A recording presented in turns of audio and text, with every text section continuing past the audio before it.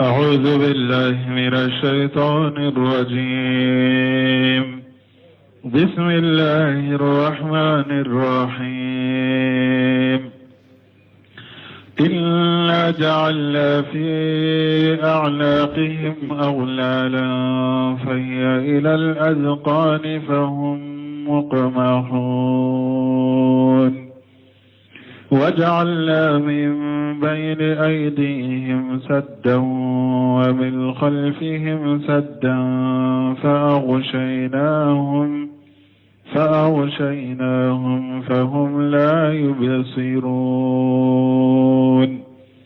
وسواء عليهم أنذرتهم أم لم تنذرهم لا يؤمنون إنما تنذر من اتبع الذكر وخشي الرحمن بالغيب فبشره بمغفرة وأجر كريم.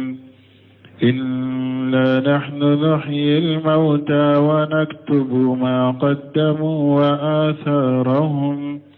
وكل شيء أحصيناه في إمام مبين. بسم الله الرحمن الرحيم والصلاة والسلام على نبينا محمد وعلى آله وأصحابه وسلم تسليما كثيرا. سبحانك لا علم لنا إلا ما علمتنا إنك أنت العليم الحكيم. أستغفر الله الذي لا إله إلا هو الحي القيوم وأتوب إليه. اللهم انفعنا بما علمتنا وعلمنا ما ينفعنا وزدنا علما. بيه سبري سوية بيه كاري سوية hijiriya bakele ani kemenani ani binani ani wolonfula saharu safaru minye hijira sankalo fulana bisunyo bisabanai miladi nasarau ka jate bafula ani mugani duru sankalo segina bisunyo mugani nani nai ambe dawda bugu masjid rajaq wambo kono. أعوذ بالله من الشيطان الرجيم. إنا جعلنا في آناقهم أقلالا فهي إلى الأذقان فهم مقمحون. على كو كافرو كو علي نغو جلغو أيودك وكانكرو وكانسرناي ku bolo fara ɲɔgɔn ka kan kɔrɔ ka nɛgɛ jɔlɔgɔ kɛ k'u ni u kan siri. nɛgɛ jɔlɔgɔ in bonya fɔ a dɔnna u kan kɔrɔ u kan tɛ se ka majigin u b'u kan kɔrɔta ka taa sanfɛ de u b'u kunkolo kɔrɔta ka taa sanfɛ de. o de y'a to a ko fahiya ilali azqan a bɛna fɔ bɔnbɔnkɔrɔ na a bonya kosɔn. fahum muqmahun ikun korotalen do kata sanfɛ ka bolow do kan kɔrɔ k'u siri ni nɛgɛ jɔlɔgɔw ye. nɛgɛ jɔlɔgɔ in fana bonya a bɛ fɔ bɔnbɔ kolon kɔrɔ u kunkolo tɛ se ka suuli a bɛ kɔrɔta de u b'u kunkolo kɔrɔta ka taa sanfɛ. wajalina min bayna aydayhim sadda ɲɛ balili fɛn dɔ u ɲɛfɛ wa min khalfihim sadda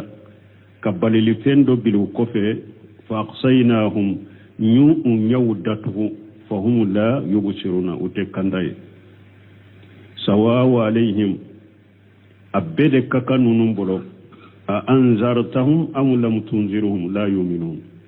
a bɛɛ de ka k'u bolo. i y'u bagabagaw i m'u bagabagaw ninnu tɛ limaniya. innama tunziru man ittaba zikra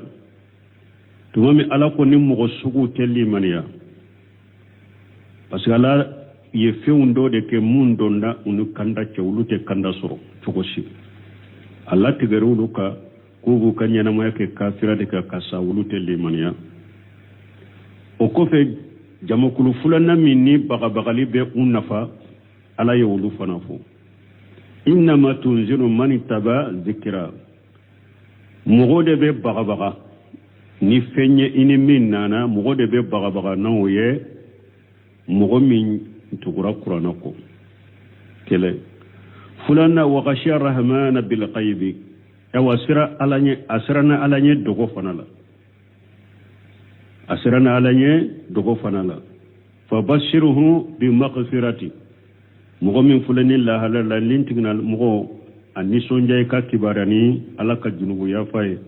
wa azin karim ani sara min kabbu ko sobe inna nahnu nuhyi al-mauta inna nahnu nuhyi al-mauta ala qale ala de masayna be su nyanamaya yawmal qiyamah wa naktubu ma qaddamu su uye bara munum bi bara ko bilunye fanambo o sabe uye bara munum bara ko bilunye lagarambo o sabe uye wa asarahum anu uye bara munun nafato ukofe wa kullu shay ahsaynahu fi imamin mubin fingu fimbe bara fitine na kumbaba aw ne ala ya be shebe kitabu kono kitabu min bangalendo min ye lahul mahfuzu tumami bunun kasiri tafsir nan don na wala ako yaqulu taala ko ala ko masamin kortalendo inna jalina haula al-mahtum alaihim bistaqai nisbatuhum ila al-usul ila al-huda ka nisbati man ju'ila fi unuqihi kullu ala ko min mogo munu fulani ni ne ala ye kafiriya de sabu ka wajibu ka kunangoya wajibra munun ka ukalla hala nu tese ka se kandama abe ko min mogo mi ni ne go jologo ba akanna usirlemba kanna fa jamaa yadayhi ma unuqihi tahta jaqanihi abulu farla nyogonka a bombo kolo koro ka sagin ka nego jologo kala fartafa rasuhu fasara mughmaha a kun korotara alabana kun korotara sanfe kun te se ka suli tuguni donc misaliya de fule ni tigla mo fule chogomi ni asirilendo bolo fula sirilendo kan koro fo kan kun kolo korotale no kata sanfe na te se ka foi ka yere chogomi awa nunun fana utese ka kanda soro chogodela komi ni mbolo musirilendo akam koro chogomi fo kun koro tala ne jologo bala usirilendo ni mbella halami nare na tese ka fenya na ba yereye awa nunun fana tese ka kanda soro chogodela wali haja qala taala ninde ko so ala ko masamin koro tala no fahum mughmahun wal mughmahu huwa rafi'u rasahu mogomahu ye minye min korota kun korota lendo kama qalat ummu jaray fi kalamiha komi ummu jaray ya fa kuma kono chogomi wa asrabu fa aqtamahu ako alebe mi ka fa ba kun korota ay asrabu fa arwa wa arfau arashi tahanniya wa tarwiya ndemmi ka fa kin kun korota nin nogoyaye ani fali ji ewa minina waktafa bi zikri li kulli fil unughi an zikri yadayn tawsiri ye bolo fula faraka me aya aye ewa nogo jologo kayin sirili aya ye kayin sirilin de fo awaya wasado ne kan sirili ye kabo bolo fula sirilina kan koro وإن كانت مرادتين هرنا ياسر اللانين فلا بيدي بولو فلا دي فرلا نيغونكا بومبو كولون كورون كون سري كونا كان سري ewa fo bombo koloi bolo ba koro siri lendo kun kolo tese ka suli abe korta mais aye kan sirili doronde fo aya kono ka wasa dola ka bo bolo fula sirilina ka faraka kasoro bolo fula faralentum baka kama qala shairu komi baytul kala ko togomi fama adri ida yamamutu aradan uridu li khayra ayyuhuma yalini al khayru alladhi ana abtaqihi am sarru alladhi la yaltani la ya'latini la yata'alini la yata'alini la ñine muñani baytu kono sisa baytul kura ko fama adri ida yamamutu arada komma do ni ñe dugukolo do la ñini uridu l khayra nimbe hera ñini ayyuhuma yalini yala hera ani juguma juma nka suruna mais aye hera de fo mais ama juguman faraka mais baytul laba juguman faralaka al khayru alladhi ana abtaqihi am sarru kata baytul labanna donc baytul laba sarru fora ma baytu folo khayru de fora aye wasado khayru folira kabo sarru folila bon bunkasiru ko ayen fanaye ode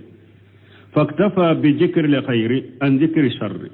baytu kono ya aya wasado hera folila kabo juguma in folima lamma dalla al kalam wa shiyaq alayhi tumami kuma ani kuma samali ayan kanda katama wa kaja haja awa ko abo chogode lanni aya fana abo chogode la lamma kana al qullu inma yu'raf فيما جمال يدين مال أنغي اكتفى بذكر الأنغي عن اليدين تمامي القل من بدو سري اوا كان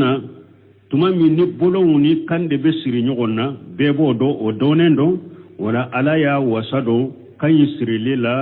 كبولو ينتا ينتوي كسرو بولو فلا يفرالندي باكا كومي او دونندو كبا الا مو فوكا فركا بولو فلا فوكا فركا باسكو او دونندو كبا قال مجاهد فهم مغمهون قال رافع رؤوسهم مجاهد كو مغمهون كوري مونيكو وكون كروتالي وايديهم موضوعة على افواههم فهم مقلولون عن كل غير كو وبولون وكو وكون كروتالي ندو وبولون فنا موضوعة على افواههم وبولون فنا دالم ودوكا مخلولون عن كل خير وسرلن كبو هرب بكريما وسرلن كبو هرب بما معنى نونو سرلن كبو هرب ما تشومي ده او الاي كنا نغويا سبه منون فناكا وفنات كندا سرو تشودلا وقوله وجعلنا من بين ايديهم صد قال مجاهد ان الحق نيبال لفندو بلونيه مجاهد كو نيبال لفندو بلا ونيتشيا ومن خلفهم صدى قال مجاهد أن الحق مجاهد كو وكفلا فنا نيبالي لفندو بلاي مانا من بوبالي كتاتشياما فهم يترددون ولوبي تكنا سجد لو تاتشياي وقال قتادة في الدلالات وبفلولا فاقصيناهم أي أقصينا أبصارهم أن الحق ناكو فاقصيناهم مانا نيو داتو فنا كبوتشيا يليما فهم لا يبشرون أي لا ينتفعون بخير ولا يهتدون إليه ناكو أتسراي لا ينموني utesheku yere nafani heraye utesheka kanda kata hera panama وقال عبد الرحمن بن جيد بن أسلم جعل الله تعالى هاجا صد بينه وبين الإسلام والإيمان عبد الرحمن بن جيد بن أسلم ako ala ye barasi balili fe ko aya don unye uni islamiya ce ani limaniya fahum la yaqlusuna ilayhim ulu teseka se islamiya mo teseka se limaniya ma wa qara aya kala innal ladina haqqat alayhim kalimatu rabbika la yu'minuna walau ja'atuhum kullu ayatin hatta yarawul azab al-alima ayni aya kala ala ko akone alaka kuma jangakata kuma itigi alaka kuma sabira mugo mununka ko ulu ya jahannaba daunde ubesa kafiriya de la ulu te limaniya awa nini tamanse nana uluma utelli maniya fonnu yella jaba dimine yen unyana wakati min summa qala kofi alakum summa qala kofi akum man manahu Allah ta'ala la yastatu Abdurrahman ibn Jayd ibn Aslam kofi akoni ala ye mu'min kumantiya cinyama ani kandama ette se ka cinya soro ette se ka cinya soro وقولوا ناكو وسواء عليهم أأنذرتهم أم لم تنذرهم لا يؤمنون أي قد ختم الله عليهم بالدلالة على يمين كم نونك كم من سبع أولوك ويفي لبنتادي فما يفيد فيهم الإنذار ولا يتأثرون به أوا بغلين أتفين نفا نونو مدي بغلتين نونو نفا بغلتا نوتو نونو وقد تقدم نزيرها في أول سورة البقرة أن ينينا نغنى بنكسر كن نغنى فورا سورة البقرة دامنا لا وكما قال تبارك وتعالى أقول نفنا أبكم نألق آية وركنا تغني إن الذين حقت عليهم كلمة ربك لا يؤمنون ولو جاءتهم كل آية حتى يروا العذاب الأليم وفورا سورة يونس كنو alako janga katakuma itigi alaka janga katakuma wajibiran mugo mununka urutelli maniya hari nuni tamanse nanu ma chogo fonu yella jaba dimine nye unyana donc min fulani nye sawawa alaihim anzartahum am lam tunzirum la yu'minun an yugna fora suratu bagara kana kono men nilla nyine be jomma ni alako abede kakaw bolo iyo bagabagaw utelli maniya ويجوني آية ورد بو التوسيراني إن الذين حقت عليهم كلمة ربك لا يؤمنون أكم بجوم من يرولا أبدا كاكاو بولو إيو بغبغاو وتالي منيا كافر بتده parce que كافر دولي منيا mais ala kambe kafiru sugu jumanna ni yorola aya minana ni ala ko ni ne ala ka kuma janga kata kuma wajibira mugo mununka ka sabuka ku be sauka kunanguya nuka kafira de la ulute limaniya donc aya la nyine be ulude ma o kafiri sugun iyu bagabagaw te fenna fa uluma utel limaniya parce que ala ya sabe uluka kulu e jahannama dende utel limaniya innama tunziru man taba dhikra o ko fe mugo munun bagabagali be mugo munun nafa ala nana ulufo ako mugo de be bagabaga مؤمن تقرأ قرآنكم أي إنما ينتفعون بإنذارك المؤمنون الذين يتبعون ذكرا وهو القرآن العظيم ما أنا إذا إني بغبغلي مننا أبي مؤمنون النفا مؤمنون منون تقرأ قسمة جمع قرآن باي مؤمنون منون تقرأ قرآن باي ما إني بغبغلي مننا أبي قلود النفا ulu de ben nafani ka bagabagali mu'minu ulu de ben nafani ika bagabagali munun tukura qur'ana ko wa ghashara rahmana bil ghaibi aw asrana alanye dogo fanala ay haythu la yarahu ahadun illa Allah tabaaraka wa ta'ala akelem be yoro minni mogosinya taala mogosita yenni alate asrana alanye o yoro sugula mo min benni la halala mu'mini min tukura qur'ana ko ani mu'mini min be sira alaje bagabagali bo o tigide nafa ko damado nulu ye nyogon soro hada madenna o de be tinyata o de be sira alanye o de be sira qur'ana ka kankare madawni qur'ana ka bagabalini hadisa bagabalini mo munum be sira unye ko sira o koro ala fulo o mo kamman kutu defo o kamman kutu folo munu ye mu'minu do utugura qur'ana ko min sonna qur'ana ko ma atugura qur'ana ko ni ñu kam magan kutu fulan u kam magan kutu fulana awa ubeshra alanye dogo fanala nu kelembe yoro me hari mo sinya to la danfen sinya to la ubeshra alanye parce que bado ala ko ni nyabe ulula ulute dogo alala ya'lamu anna allaha muttali'u alayhi wa alimu bima yafaluhu akelembe yoro min ni mo nyatala ayere bado ko ala be ala nyabe ala abado fana ko abe minke ala bado nin tigile be sira ala ni nin be sira ala ni dogo nin tigi nin de be bagabagali be nin de nafa qur'ana ka bagabagaliw hadisaw ka bagabagaliw be nin mo sugu de nafa de mu'mini min tuguna qur'ana ko mu'minun be sir alanye dogola me mo ni mu'mini tem ube mo na ma so qur'ana ko ma tugu qur'ana ma te barake ni qur'ana e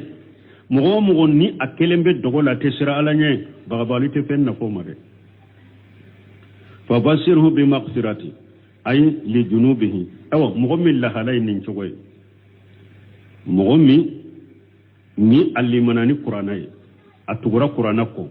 na be dogola abe sira alanye nin tigila mogo kibariya i ka nisonja ko ala ba ka junubu yafaye wa azrin karim i ka kibariya fana ko ala be sarabake aye ay kabirun wasi hasan jamil saramin kabo saramin yurwalendo saramin kanye saramin ce kanye kama qala tabaraka wa taala komini alako masami ahera kacha akorta lendo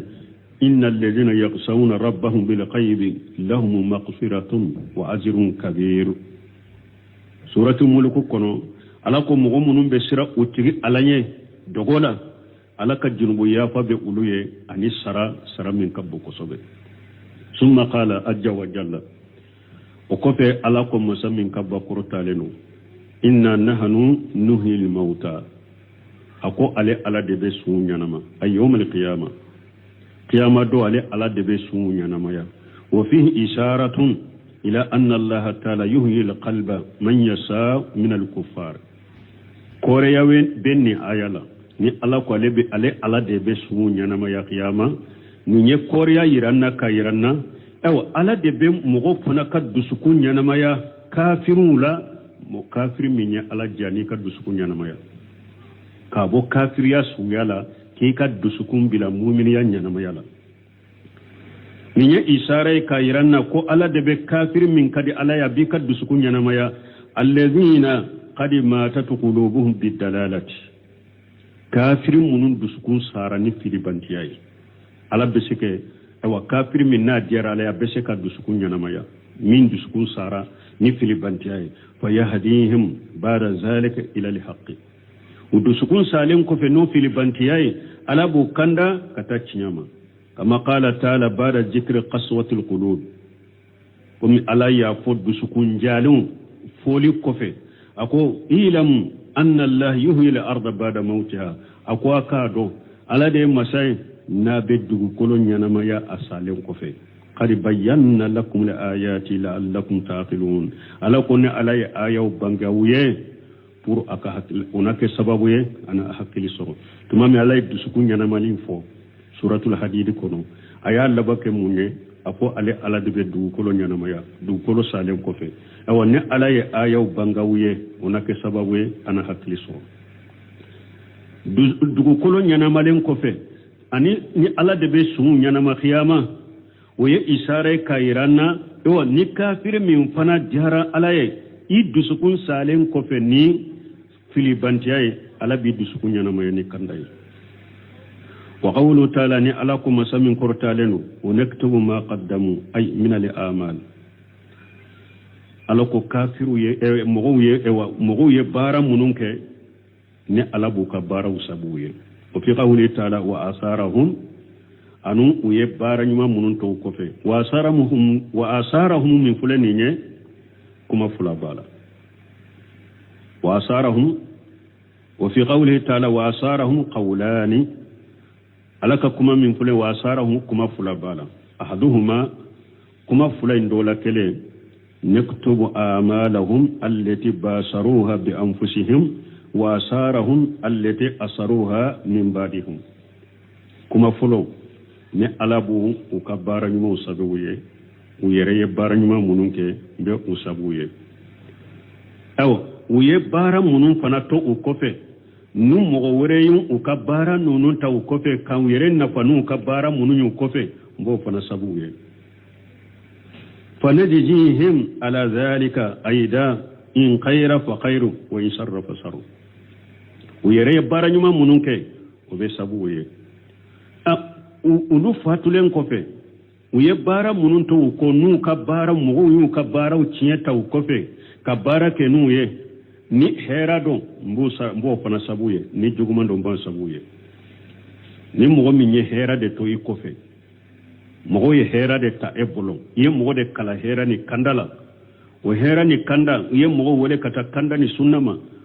e fatulen kofe munum bo o kanda sirano tawhidi no sunna bara i kofe abaraji be sima ni hera do abaraji be sima ni ekera wele kala jugu de fana ka mogo wele kata bidiyaw de ma ka mogo wele kata filibantaw de ma ka mogo wele kata hakrina jugu de ma hari fatulen kofe mogo munum be barake ni o filibanta siranw ye u kofe anu hakrina jugu anu o bidiyaw u be junubu soro a ɲɔgɔnna be sabiye o fana be sabiye parce que de juguma into i kofe ka qawli sallallahu alaihi wasallam nin be komi ciden ka kumala ka tanu na kisi baka man sanna fil islam sunnata hasanata ciden ko ni mo min ye ko nyuma sunna nyuma ni yo oke islamiya ko bidia mo al mawlidi ke bagaw uye subha sugu be nyini ma nye so ni mawlidi la do beta mawlidi ke uyere be jonkola fode ko mawlidi fulere ko bidia de do ko me bidia nyuma de do do nata ni hadisa kala ko ciden ko man sanna sunnata hasana ku den nin ko kadele ciden ko sunna nyuma da ma fo bidia nyuma e tay bidia de ciden ko man sanna fil islam sunnata hasana ciden ma fo man sanna fil islam bid'atu hasana mo fiyere ako sunna nyuma de sunna nyuma ye munye bara do de do abe islamiya sariya kono akake sunna do akake mogo tunyina na ko e ya nyana maya misali la aw ka dugula misiri tuntu bolo no be juma sallala e yen na politiki baye i nyogona na politiki bado i dombaga do ate ale tara ka dugula ka misiri nyuma ko joy ka dia ka dugu mogo ma tuma mi ayo ye a iko karasa yanda koy ayem misiri nyuma min njo sunna ka kada ka mogo ma ayanda herala fo nyere kan ni nyogona jonka mi nga dugula e tara o misiri nyogona jo ka di ka dugu mogo ma parce que iye nin taye o diara ye o kera sababu inya bora nin tanye itara nyogona dila donc min fule ka misiri ndila ni e yaye e inya bora pe kata nyogona dila sunna nyuma e ninde misiri jolite sunna o te dina kono wa sunna nyuma e ninde ciiden ka sunna do mogo tunyina na ko e ya nyana maya mogo yaye ela u ko tinyala antun tennindo ube antun nyina na ninko u hakri jiginala u fana yake sunna nyuma e ninde parce que hadisa nyeren na kunya munye mogo do de nana ciiden ma o ya soro tile korotala tile gamfe mustabin nimar ni u ka finu ye u ka finu sogo le ko warani kala finu korolen koso u ka finu be sogo le ko mi warani kala e wa fari kolo tugo u ka bamuru dilole mbula cide nyu ye doro ya do fanta ya be nununa chete nununye desenu degun aya do unyala anu fari kolo tugo cide nyere wuli la polo adonna ka sokono aka muso kono to yimbe adonna kelen sokono pour abe fendo nyini kanadi nunuma ama penso oye ko fi adora ka kutuba balele ayo kala kamunya maria kullasun ukasaragati ke nunuma ukasaragati dunu kan nunun deme ciden kala suli ko fe be sigilen tora seba kelen murila atara ka sokono ka borodo falen tabalola soni atumbe dese boroyin kono ana nato afare balola ana nana kada ako cide nyenni duma depuis o kera dro seba toyo yedro be wulila be tarika sokono min ni sanu bena yani sanu bena ni min ni warje bena ani warje bena fini be min bolo ani fini bena tamaro be min bolo ani tamaro bena balo de be min bolo ani balo bena ka fini koto ka fini to nyogonka o to nembe nyogonka minye tamaro ko to nyogonka minye sanu ko bila adama minye warje ko to nyogonka adama ninkele de cide nyen ni nye ko deme kera cide ni sonjara fo nyawbe yele ku yele akode la kum man sanna fil islam sunnatan hasana mana seba be sigilen tora ni mogo folo min mulila kata ninta kana ni be ya la dege be tare ka sokono kana ni fenye hadisa fora ninde koso ciiden ko sunna nyuma de ama fo bidia nyuma de bidia nyumante min ye ciiden ka sunna e ka koro mogo to nyina ko e mogo hakli jigi wala ka ke mogo fana hakli jigina wiyula dege ka ke ciiden kambe odema ako man sanna fil islam sunnatan hasanata ako ni mogo min ye sunna nyuma ni yo ke islamiya kono kana lahu ajruha wa ajru man amila biha min ba'dihi awa ekasarabiye awa mogo ye bahara ke ni sunna nyuma yenye ikofe o fana sara nyogona be di ema min khairi anyan qusa min ujurihim sayyun ka soro alate foy nagasa kelen ka barajila emi nye sunna nyuma inke ika baraji dafalen be dima min fana yila dege sunna nyuma inke lila afana ka baraji dafalen be dama de mais ale ka baraji dafalen dile mo kofe de ala ba ka baraji nyuguna ta yere ka fasamanja la ka di ema shi ka baraji te nagasi be ta dafalen de be dima aw kofe ciden ko o man sanna fil islam sunnatan sayyata aw ni mo min ye ko jugu ni yo fana do islamiya kono ko jugu yo do islamiya kono aw ko jugun tabe kay munaya o man sanna ni mo min sira jugun man sanna fil islam sunnatan sayyata ni mo min sira jugu do islamiya dina kono kana alayhi wijruha o sira jugun ajunubu be ekade o wijru man amila biha min ba'dihi aw ani mo ye barake ni o sira jugun ye ekofe o be junubu soro anyona be daika min khayri an yanqusa min awzarihim shay'un kasoro alate foy na gasabe ka junubu lade emi nye sira jugu indamina kake e ka junubu dafalen be dima mo mi nye sira jugu nye ela afana ye ela dege ka sira jugu inte afana ka junubu dafalen be ta ka dama de ne ala ba ka junubu nyogona ta fana ka da e ka pasire de kera sababu e ka fili awa nim fana ni awa ayate nyogo ngulude wala taziru wazirata uzra ukhra parce que mogo do be ni hadisa o forate aya o forate ulube sigi ka miri de hadisa ni aya mi ni subaha bola dro abeta dilo o yola kata hakili munumunu la ko abe nyinin kali koka cidem fule ka fo bara jugu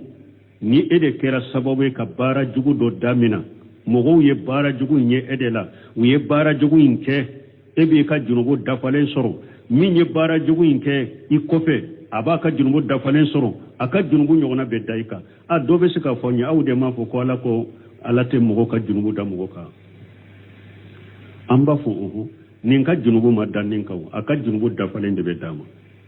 min ye bara jugu ke aka junubu madan nin ka de aka junubu da falen be dama de a nyogona de beta ala ba nyogona de ta kada eka adara eka fana ika bara de do fase de kera sababu ka fili ele kera ka sababu ya kafili ikera sababu ya kafili limin kede ore junubu dare ka junubu yi sababu ya eda bora edela parce que ede yen nin fili ede ya bila sira jugu inka donc e yere de ka sababu junubu bika sino ale ka junubu ma dai ka de donc ni nya yira na hada maden kilen ki yere koloshi ikanyana ma yakono ke weleli kila de kata herama ke mugo kanda baga de kata herama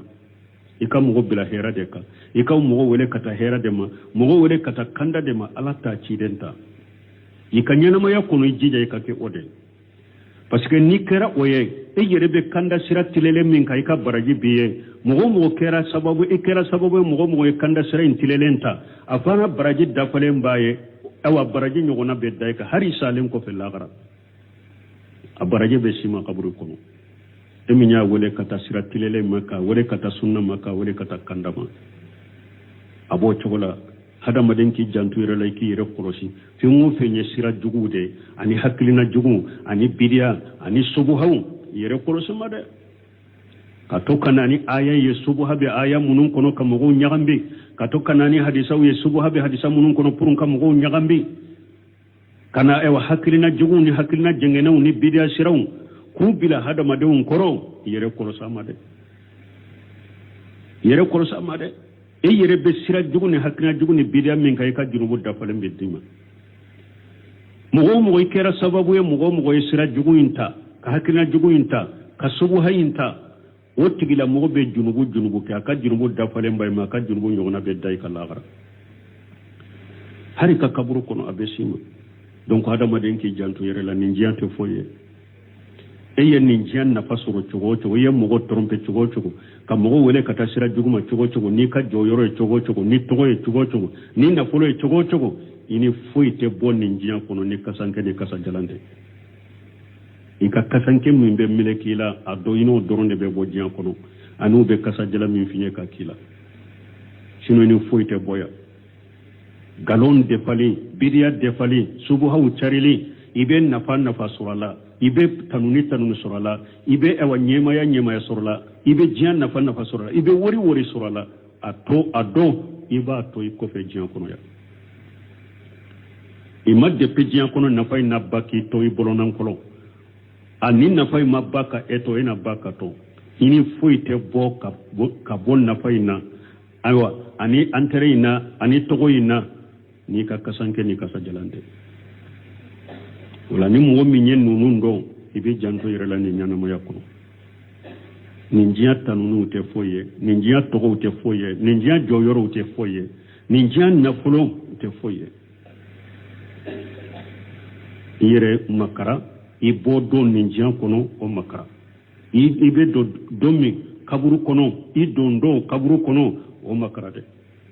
ike janto yirela ikam mugo bila kanda sirauka fili sirau mabuma ikam mugo mabuma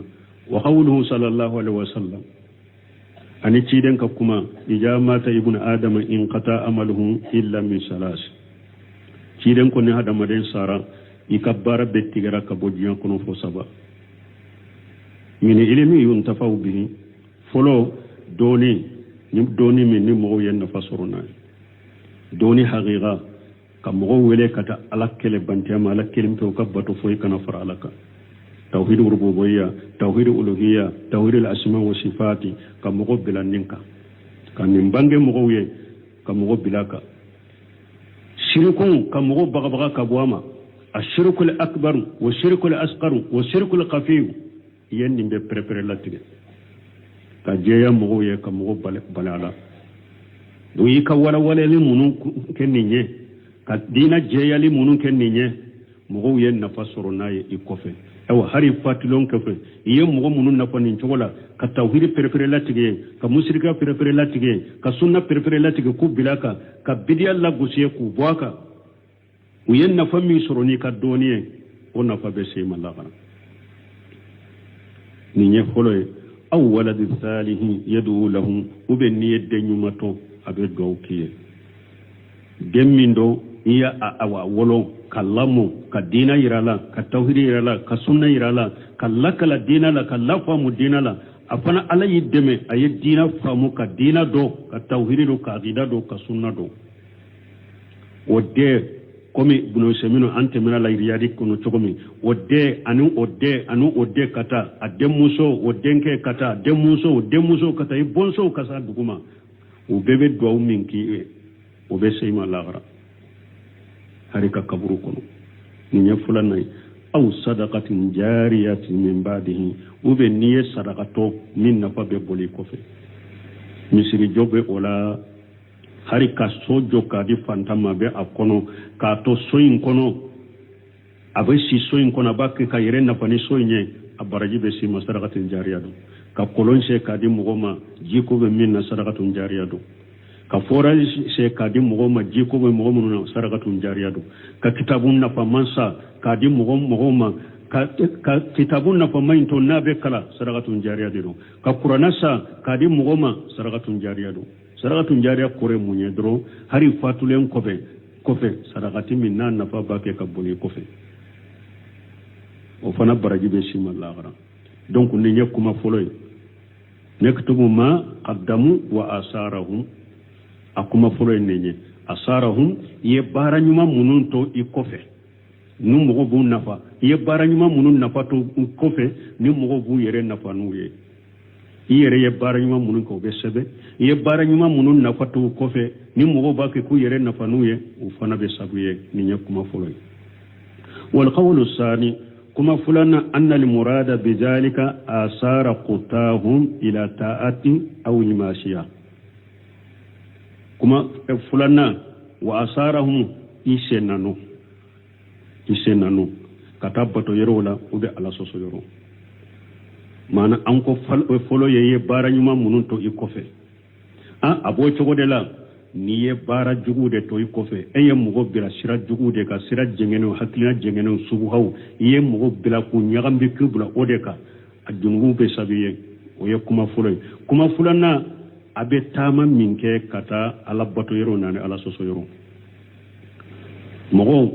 ala bato yero misirun ibe tama minke nali minke misirla kasagile minke ise nano abaraji be sabiye de isenta baraji be sabiye na to ani sagito isenta misiri kana misiri la kasaga be sabiye bato yoro de do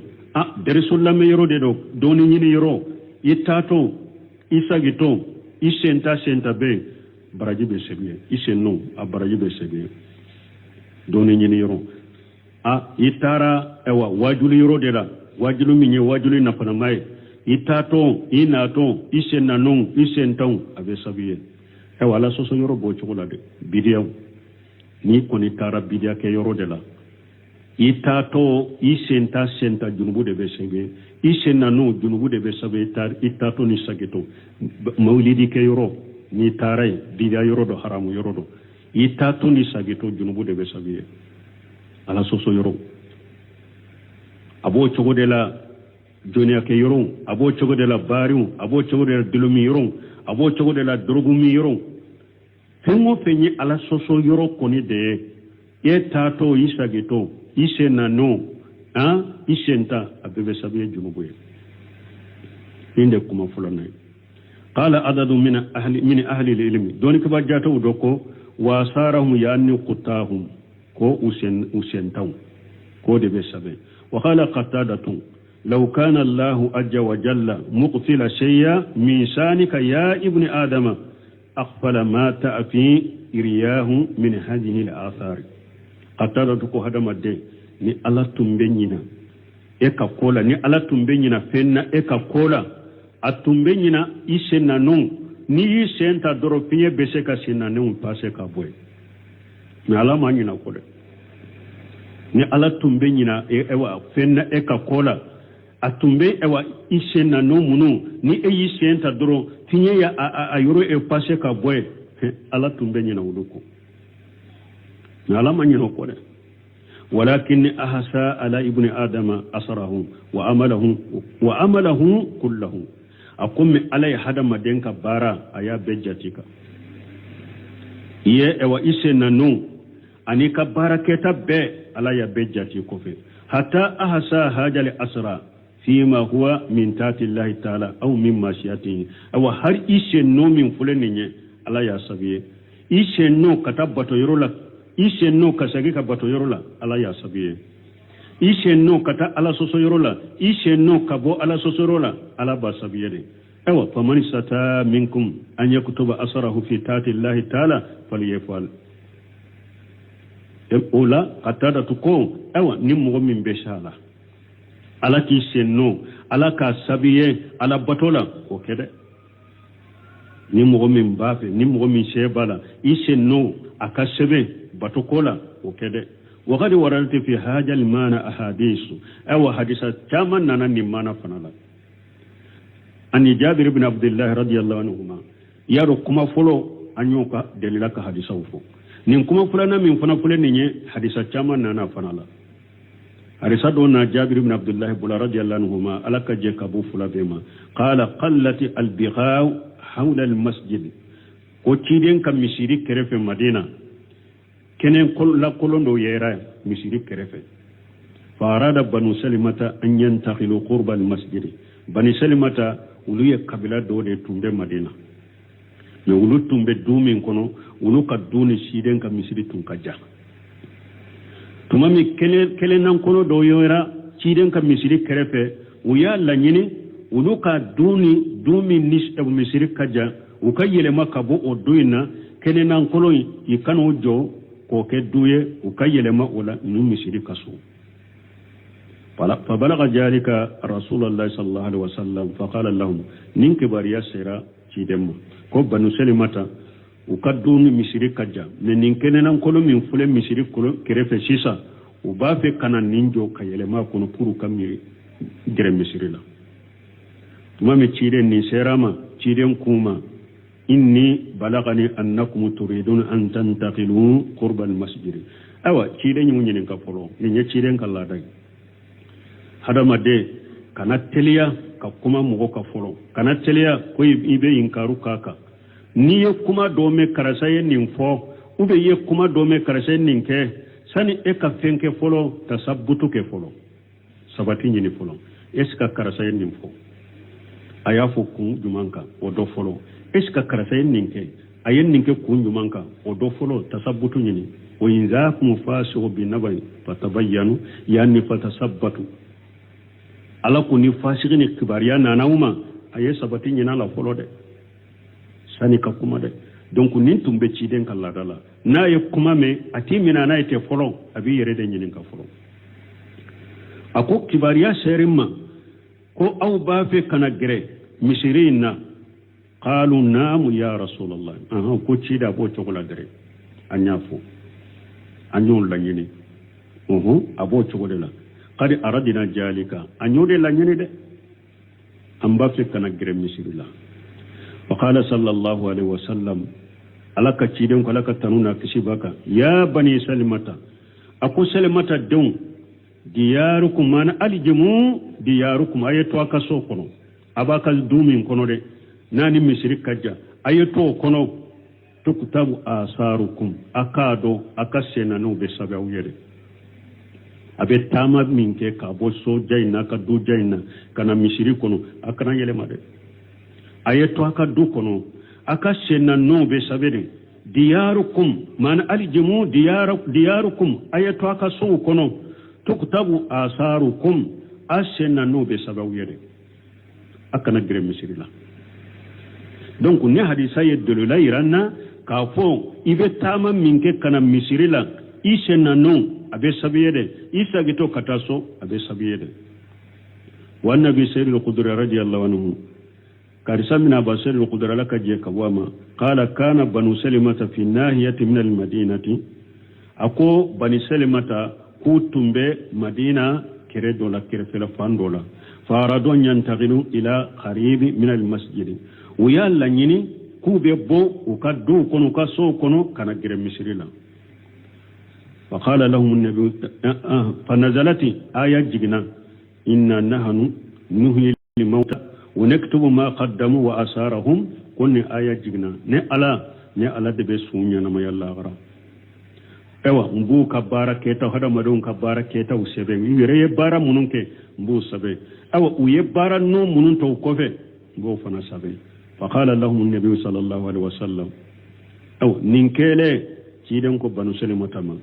inna asarakum tukutabu aw akwa kashenna no be sabe falamu yantaqilu donc ninkele banu salimata uma bo ukaso kono tukule toray ni hadisa fula be fayda mindi hadisa fulo ya anati ciden ko katu kaso kono hadisa fula na ya anati aya inde jiginani o sababu ne aya injiginende ciden ko e wala akashenna no be sabe ayeto akaso kono cidan ya foni ayayin sababu de donc o tora ka so kono kuma bula donc ni ya yara na sisa tawsir kala nyuma ko bunka sir fule kan nin kuma fula min fo aya be fula beta aya mbe kuma fula beta hada made iye min bara hera la ni juguma iyere ye bolo ye min bara hera ni juguma ala ba sabiyede in khaira fa khairu wa in sharra fa sharru ni hera do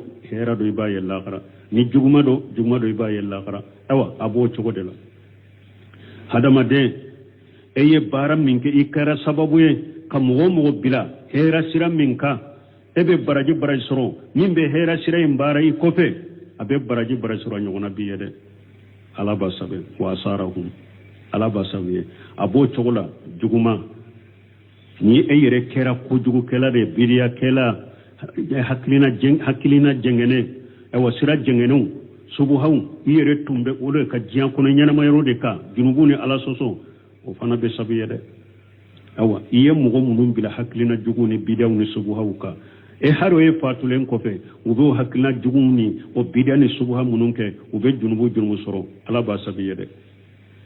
wa sarahum awa ibe senta munum ke se ise nano kata misiri la kana abe sabiye de ikabara ke nyuma ube sabiye ise nano kata ala bato yoro la ube sabiye de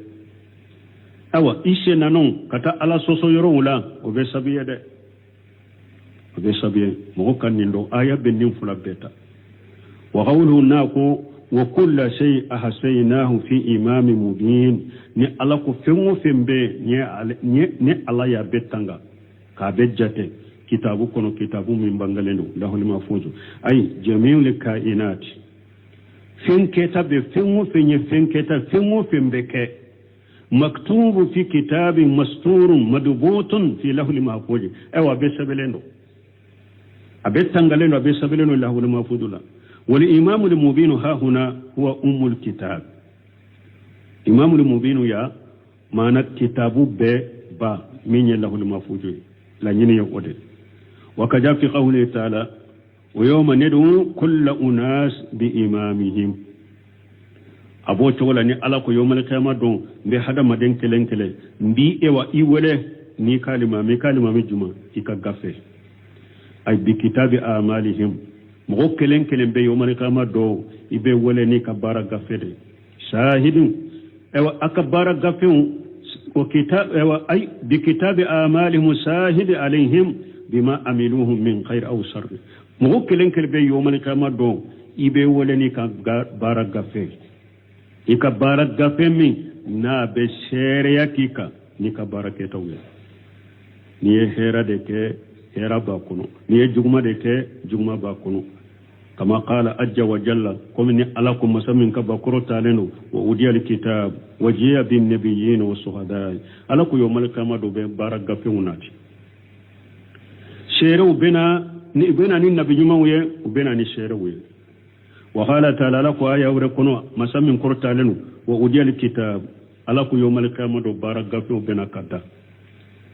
وترى المجرمين مسفقين مما فيه يبتشني لكلاوية ويرسرالين دو ميمبو كبارك غفو ويقولون وبافو يا ويلتنا كوني أنكر نتاسا ما لهذا الكتاب halaki be aunde yasa mali haja alkitab ninye gaffe sugu jumaye ninye letri sugu jumaye la yughadiru saghirata wala kabirata illa hasaha alima wa junubu fitini bara fitini akumbaba ama sitoe aya besebe ka betanga ninye letri sugu jumaye wala hada maden kana jo junubu la de la ye boankoro nenu ye junubu fitinu de nunte junubu bayi janto yere la de yomal kama do tiali kala junubuto nuna na ni kabara gafe e yere bafu ne natansa ninye gafe jumaye ninye letri jumaye ninye kitabu jumaye junubu fitini na kumbabale ya betanga kabesebe wajadu ma amilu hadira awa hadama don uye bara mununke urbe o bara ude hadare len soroy uyu kabara hadare len soroy uye bara mununke uyu hadare len soro qiyama keneka wala yajlimu rabbuka ahadan alate mosi itigalate mosi tonyo donc ode ato ciden ko hadisa wrela akoyiya ko muhakkarati junub akomba ma akana jo junubula de nunu nye te bidia bausa nunu nye bidia fitinu de nye bidia miso nunu nye sirku fitinu de nye junubu ay adama de janto yerela de ciden ko mbawma akana jo junubula de ako hadama junubu miso sababu junubu miso misaliya nu bese ku tigi halaki ki jani janaba kono ako misaliya be ko tama don na tara tama yorola ana jigi yoro dola aw ba fe ka dumuni do tobi ube aw ba fe ka sogo do jani ka du awa ako ay tallogo nyini an ka tasuma mini mene abed do na nyaman kono ni logo kele nana ni logo kele nana ana na ku fara nyogon ka tasuma mene wala aba fe ka dumuni min tobe aba tobe ka mo batamo aba mode awa ciden ko jinubu miso fana be fara nyogon ka hada maden kan njogola fokati halaki ki jani janaba kono ala kan kisala kan tangan kan janto nyire la min jianya na maya kono سبحانك اللهم ربنا وبحمدك أشهد أن لا إله إلا أنت أستغفرك وأتوب إليك. سورة ياسين آية شيخنا. أعوذ بالله من الشيطان الرجيم.